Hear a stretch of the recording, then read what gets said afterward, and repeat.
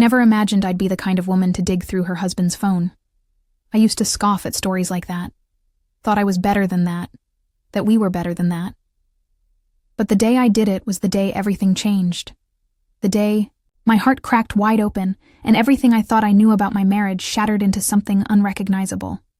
It started with the smell, not perfume, not lipstick on the collar. No, it was subtler. A shift in routine. He suddenly became busy. Meetings at odd hours, a new cologne he never used before, the way he angled his phone away from me when he texted. I'm not a paranoid person, or at least I wasn't. But my gut screamed louder than ever before. The final straw?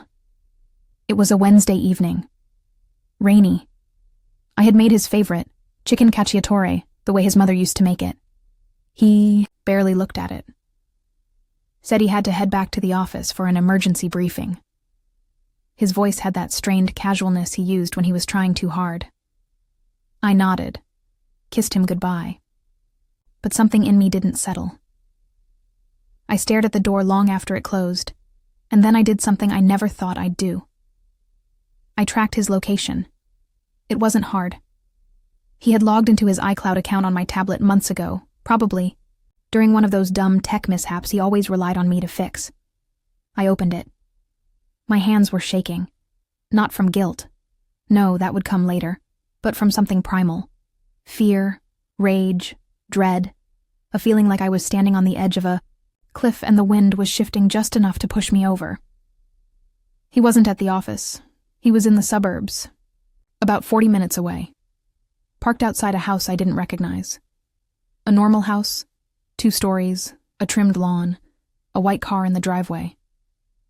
I sat there for what felt like hours, watching that blinking location pin not move, feeling like each second was carving another crack into my chest. And just like that, I knew. This wasn't a fling. This wasn't a mistake. This was something deeper, more dangerous. My husband, Matt, the man I built a life with over 9 years, was living a double life. And I had no idea how long it had been going on, how many lies he had stacked like bricks around me while I slept beside him every night, clueless. I didn't confront him that night. No, I waited. I needed time to feel the full weight of what I was about to do. I needed time to become the woman who wouldn't just cry in a corner or beg for answers. I needed to become the woman who would take back control. You see, betrayal, real betrayal, it doesn't just hurt. It changes you. It chisels away the softness. It rewires your instincts. And suddenly, the person who once trusted with open arms learns to watch, to plan, to wait. That night, as he came home smelling like rain and lies, I smiled at him, asked how the briefing went. He kissed my forehead, oblivious. That was the moment I decided. I wasn't going to fall apart. I was going to burn the mask off the man I thought I knew. And I was going to make sure he remembered every lie, every betrayal. Every time he looked me in the eye and thought I was too blind to see. He thought he was clever. He thought I was weak. But I wasn't. Not anymore. This is the story of how I exposed him, how I turned the tables, how karma, with a little push from me, came knocking on his door. And trust me, he never saw it coming. The next few days were a blur of pretending I didn't know. Pretending to be the doting wife. Pretending everything wasn't crumbling under the surface like a house built on sand. Every smile I gave him felt like poison in my mouth. Every time he touched me, I had to fight the urge to pull away in disgust. Because now, I was watching. I wasn't just a wife anymore. I was an investigator. I started logging every excuse, every departure, every unexplained meeting. He was getting sloppy. Maybe because he thought he had me so deeply wrapped in his web of lies that I wouldn't dare question him. But I did. And what I found only deepened the betrayal. First came the credit card statements. Hidden in an old drawer of his home office, I found a separate account I didn't even know he had. Romantic dinners, jewelry I never received, hotel stays just far enough from the city to be discreet. I took photos of everything, time-stamped them, saved them to a locked folder on my drive. Then came the phone records. He had a burner phone. The same number appeared almost daily. Text chains, late-night calls. I traced it. And just like that, I had a name. Rachel. I didn't know her yet, but the image of her had already formed in my head. Younger, perhaps. Flashier. Someone who hadn't carried him through unemployment, supported him through his mother's illness, or sacrificed her career for the sake of their family. Someone who hadn't earned him, but had him anyway.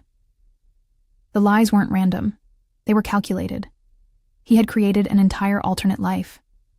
I found emails with rental contracts in his name for an apartment downtown, one I'd never seen, one that wasn't on our financial statements. He'd been funneling money into it for over a year. He was planning his escape. It hit me like a truck. He wasn't just cheating. He was preparing to walk away. Quietly. Cleanly. Leave me in the dust while he ran off into a new life with her. Probably with some sob story about how our marriage just wasn't working or how I'd changed. Men like him always rewrite the story when they leave, make themselves the victims in their own betrayals. I stared at myself in the mirror one night after he left for yet another late meeting. I barely recognized the woman looking back at me, tired, hollow.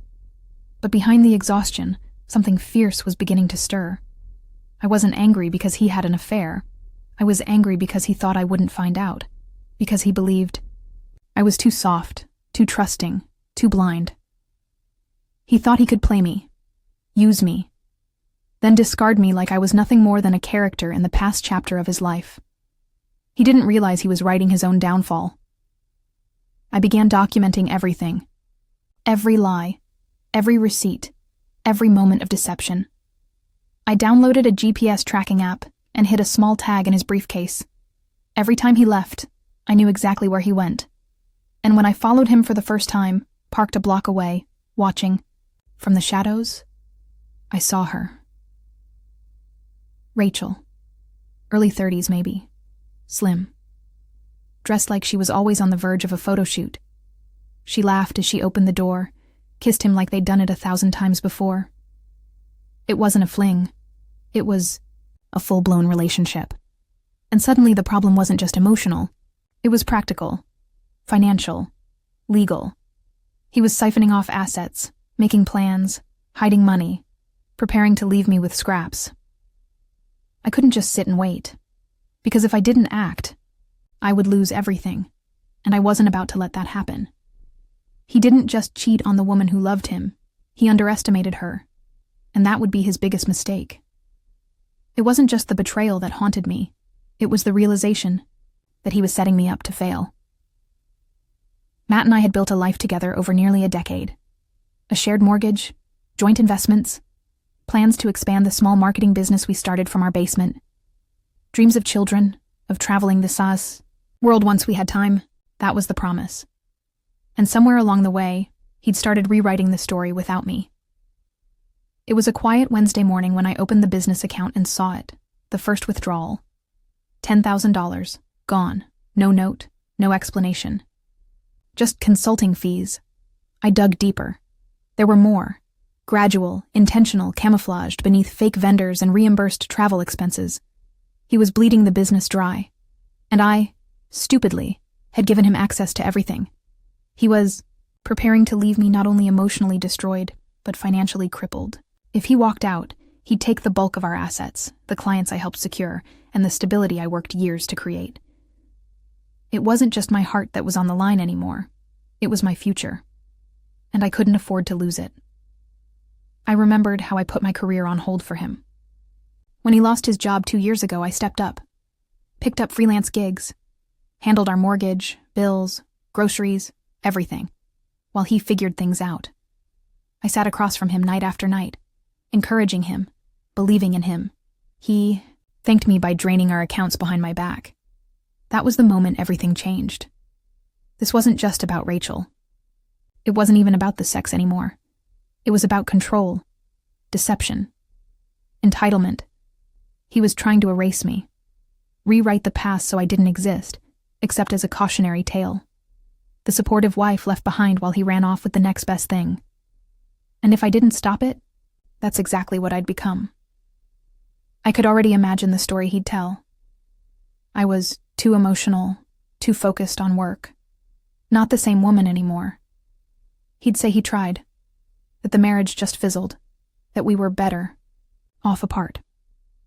Meanwhile, I'd be left scrambling to explain to clients why their invoices weren't paid, why the business was unraveling, why the man they trusted had vanished with their deposits. This mattered because my entire identity, everything I'd sacrificed and built, was on the verge of being stolen by the one person I trusted the most. And worst of all, he thought he could get away with it. That's what burned. The smugness, the audacity, the cowardice dressed as charm. He came home every night and smiled at me like nothing was wrong, kissed me goodbye in the mornings like I wasn't watching him dismantle my life piece by piece. He thought I'd just fade into the background, broken and defeated. But I wasn't that woman anymore. This mattered because I had spent too long letting others steer the wheel. I had silenced my instincts. I had dimmed myself down to fit his comfort zone. No more. I started thinking differently, like a strategist, not a victim. I wasn't just going to confront him. I was going to outmaneuver him.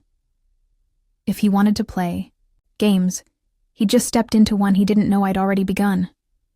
Because this wasn't just about revenge. This was about justice, about reclaiming my power, and about ensuring that no one, not him, not her, could ever take anything from me again. They say revenge is a dish best served cold. But I wasn't interested in revenge. Not in the petty, slash-tires, screaming match on the lawn kind of way. What I wanted was far more satisfying. I wanted control. I wanted clarity. And above all, I wanted consequences. So I crafted a plan, not out of rage, but precision. It began with information. If I was going to confront him, I needed undeniable proof. Not just screenshots and location pings. I needed a paper trail. I needed evidence a lawyer could use. Something airtight. I quietly hired a private investigator. Discreet. Professional. I didn't tell a soul. Not even my closest friend. Not even my sister. I didn't want to risk a whisper making its way back to him. The PI was worth every penny. Within a week, I had photos of him and Rachel together, entering the apartment, exiting restaurants hand in hand, shopping for furniture. They looked like a couple setting up house. My stomach twisted the first time I saw the images, but the pain quickly turned to focus. This was no longer about heartbreak. This was strategy. I gathered documents, his fake vendor invoices, the cash transfers, the apartment lease in his name. I made copies, then stored them in multiple places. One flash drive hidden in my car, another in a locked box at my office. I even backed everything up to the cloud, under a password only I knew. Then came the business. Our joint company, technically a partnership on paper, had me listed as a 49% owner. When we launched it, he said it looked better if he took the lead as majority shareholder. I agreed, like a fool. But what he didn't know was that I'd kept the email chain from our formation paperwork. It clearly stated that I contributed the initial capital, documented with receipts, and that I'd negotiated key client contracts myself. I consulted a lawyer. Quietly. She was brilliant, sharp, and most importantly, experienced in exactly this kind of marital business entanglement. When I laid out the files, she looked at me and said, "You're not just going to catch him, you're going to bury him." That was the moment I knew I was ready. I spent the next week preparing. I took control of our client accounts, rerouting communications to my private email. I alerted our accountant of suspicious activity, citing potential fraud, and asked him to freeze any new expenses until further review. Then, I opened my own business account. Same brand name, slightly altered structure, legally clean, and slowly, I began transferring the legitimate clients over to it. No one suspected a thing, especially not Matt. He was too busy living in his fantasy world with Rachel, probably believing he could ghost me one day with a well-worded breakup letter and a conveniently empty joint account. But I had one last step before I could truly strike. I needed to confirm the affair from his own lips, not to prove it to myself. I already knew. But to bait him into admitting it, ideally in a way that could be used in court, or better yet, to trigger consequences in mediation. So I waited. Planned a date night. Booked his favorite restaurant. Wore the dress he once told me I looked most alive in, and for the first time in weeks, I pretended like everything was fine. He showed up late. No apology. I watched him scroll through his phone during dinner, smiling at messages I couldn't see. And then, I set the trap. I casually mentioned that a friend saw him near the suburbs recently. I watched his eyes freeze, just for a second. Then came the lie. "Oh, I had to visit a client," he muttered. I nodded, then leaned in. Was her name Rachel? He choked on his wine. That night, I recorded everything. The stammers, the denials, the eventual crumbling confession. "It's not what you think," he said. "I didn't plan for this to happen." Oh, but he did. He planned everything. And now so had I. He didn't know it yet, but he'd already lost. Once I had everything in place, evidence, legal backing, and financial safeguards, I shifted from preparation to execution. If the first part of my plan was about observation, this part was about movement. Strategic, silent, and surgical. First, I made sure my own financial foundation was untouchable. I opened a personal bank account in a different institution, one he had no ties to. Every paycheck, every freelance payment, every client deposit, from the new business account, redirected. I took my name off any joint credit cards and removed his access from mine. I also checked my credit report to make sure he hadn't opened anything in my name. Clean. For now. Then, I moved to protect my assets. I cataloged everything we owned: property, electronics, furniture, artwork. I took photos and listed out who purchased what and when. It wasn't about being petty. It was about leverage. Documentation mattered. Because if this went to court, facts would speak louder than feelings. I also began recording our conversations at home. Legally, in my state, I could do that without his consent. I didn't provoke him. I just let him talk. And he did. He vented about how trapped he felt, how Rachel understood him in ways I never could, how he deserved more. I smiled, let him dig the hole deeper. I marked every file with dates and times and backed them up. The business angle required finesse. Matt hadn't yet noticed the gradual withdrawal of clients. I was careful not to move anything too fast. I approached each one professionally, on calls he wasn't a part of.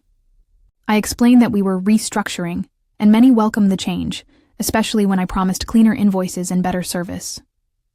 I also filed for a provisional trademark of our business name under my own name. Same name, different class of service. The lawyer told me it wouldn't guarantee exclusivity, but it would give me ammunition. The goal wasn't to own the brand, just to make it messy enough that he couldn't use it without running into legal red tape. And then, the apartment. Through the PI, I learned the lease was in his name only, but he'd paid the deposit and 6 months' rent with money from our business account. That was fraud. I sent the proof to my lawyer, who sent a formal letter demanding restitution. I also notified our accountant and asked him to flag the transaction for potential embezzlement. Now, Matt wasn't just facing a divorce, he was facing possible legal action. The silence after that letter was deafening. He didn't mention it. Didn't confront me. Just got colder, more distant. He knew I was onto him, but he didn't know how much I knew. And that power shift changed everything. For weeks, I held that tension like a violin string stretched taut. Every time he left the house, I took another step. Every time he lied, I locked in another piece of leverage.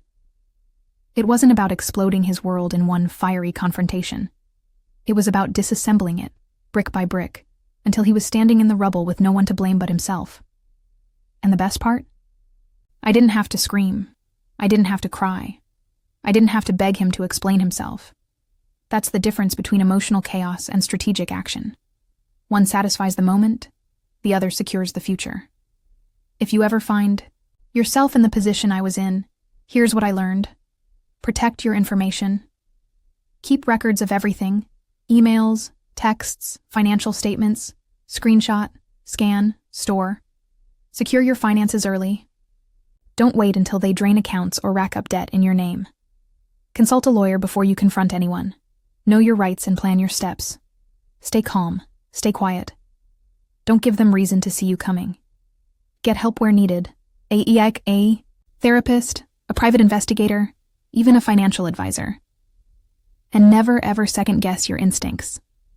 If something feels wrong, it probably is. By the time I was ready to confront him fully, I didn't just have a suspicion. I had a case. And he had no idea the storm that was coming. I didn't ambush him with a screaming match. I didn't throw his clothes out the window or key his car or show up to Rachel's apartment with receipts.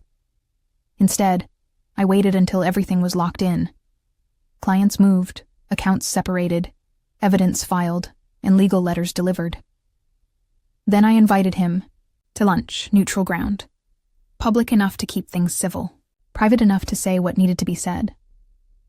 He arrived late, as usual, wearing that same smug half-smile like he still had the upper hand.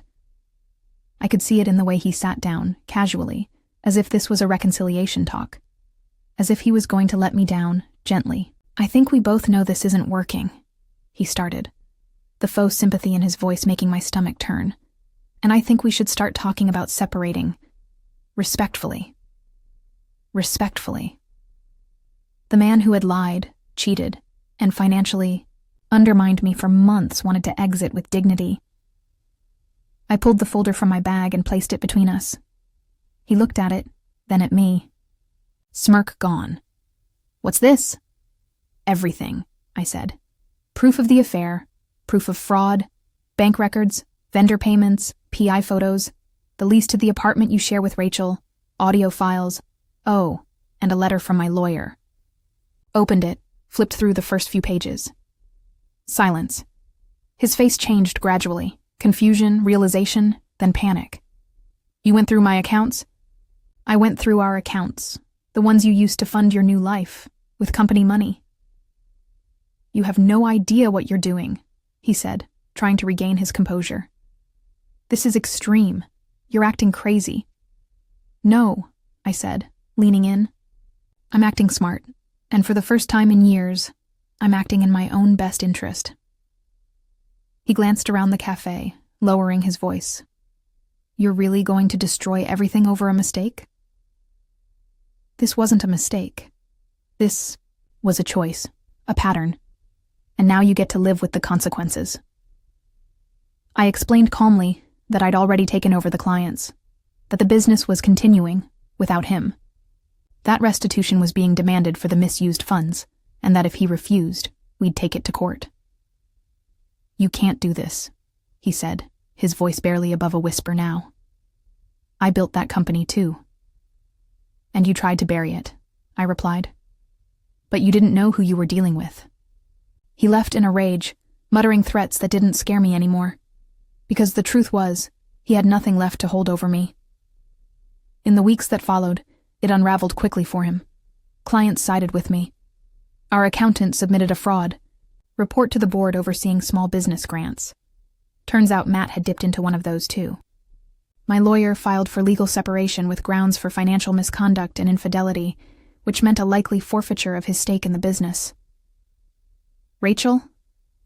She ghosted him the moment the legal heat came on. I didn't feel satisfaction over that, just poetic inevitability. And me? I rebuilt, on my own terms, my own name on the door. New logo, new office, a cleaner, quieter kind of success. And peace, real peace, followed. I didn't just win, I healed. Because it wasn't just about catching a liar, it was about reclaiming my story. About refusing to let someone else decide my worth. About rising, not just in spite of the betrayal, but because of it. He said he was going to the office, but I knew he was with her. Now, I'm the one with the office. He's the one looking for a way back in, and I don't even bother looking back.